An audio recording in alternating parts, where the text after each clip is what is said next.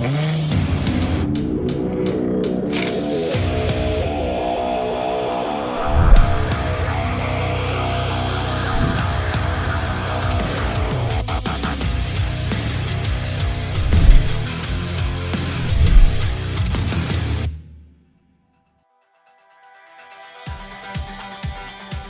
and DJ back again for episode 3 of our Nissan 350Z car build. We're getting close to being halfway done with our $25,000 project. Last time we spent the entire episode under the hood adding a plenum spacer, cold air intake, larger throttle body, swapped out a leaky valve cover, and replaced the spark plugs and coil packs. Today we're going to start tackling the suspension and brakes on our build. We're going to be removing the existing suspension so we can install a set of coilovers, traction bars, camber arms, and front adjustable upper control arms. We're also hoping to get to installing chassis bracing and putting a new coat of paint on our brake calipers. We have a lot to do today, so time to stop talking and get to work.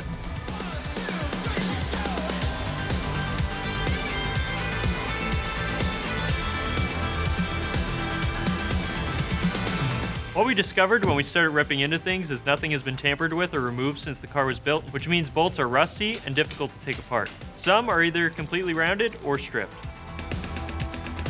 We used the jack handle with the ratchet to increase the leverage so we were able to break the rusty bolts loose. If you have these, consider using them for this. They can really save some time. When we moved to the back of the car, we noticed similar problems with the bolts there. The strut has a threaded insert that's tack welded from the factory. As we were loosening the bolt, that tack weld broke loose, and our only option at that point was to cut the bolt so we can push it out the other side. So we ordered a replacement bolt to finish the job.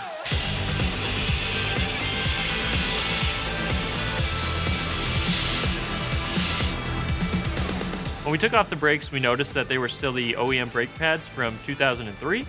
You would have expected that a previous owner would have replaced them at least once. So it's a good thing we dug into the brakes.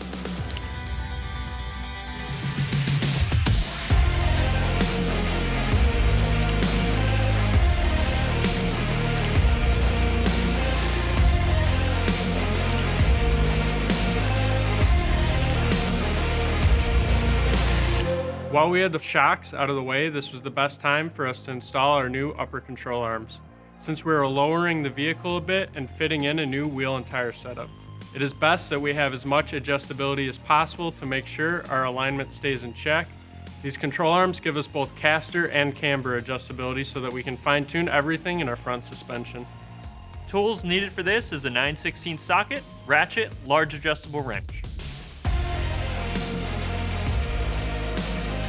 The reason we had the old parts with the new ones on the bench is so that we could get a measurement where the old arm lined up. It gave us a good starting point now that all the adjustable suspension parts were installed. Once we're starting to drive it, we'll have to bring it to a professional shop to get the car aligned.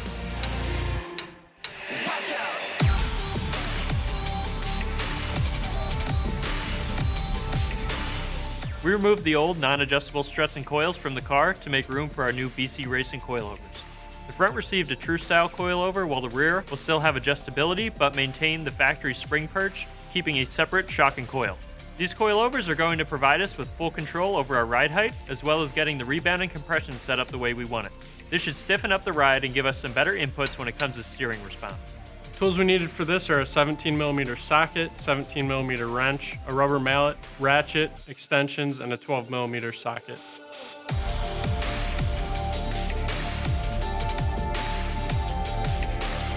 Since we also changed the setup in the rear of the car, we also want as much adjustability in the rear as we now have up front.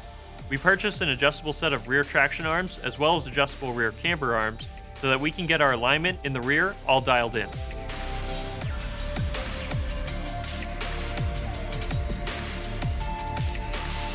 The camber arms allow us to adjust our negative and positive camber.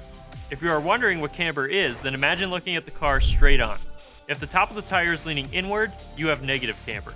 If the top of the tire is leaning outward, you have positive camber. Traction arms allow us to adjust the rear end to eliminate bump steer and let us get the ultimate traction put down to the ground. The only tools we needed for this are a 17mm socket and a 17mm wrench. We are currently slightly behind the timeline we'd like to hit. We plan to be able to paint the calipers and get the brakes and rotors on, but because of all the problems we had with the bolts, some of the work is just going to have to wait.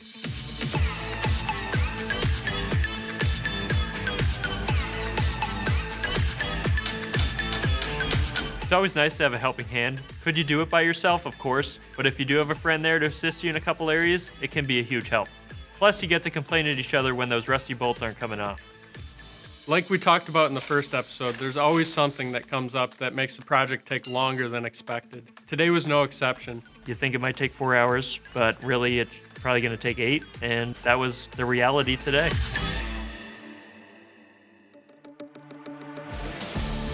So in most cases, if you were out in your garage having a good time, you'd get your entire list accomplished in a day. But since we are trying to film while building a car, sometimes you gotta pick a point to call it a day. We got most of what we wanted to accomplish, but we will have to save the brakes and chassis bracing for next time. Next episode, we're going to finish what we started. We still need to get to installing our new brakes and rotors, painting the calipers, and installing the chassis bracing. And if we have time, we might just be able to get our new single exit exhaust put on. For more on this car build or the latest on what's happening with STA-BIL and 303, make sure to follow both on Instagram and Facebook and hit the subscribe buttons at the end of the video. As always, thanks for following along, and be sure to check out the next episode.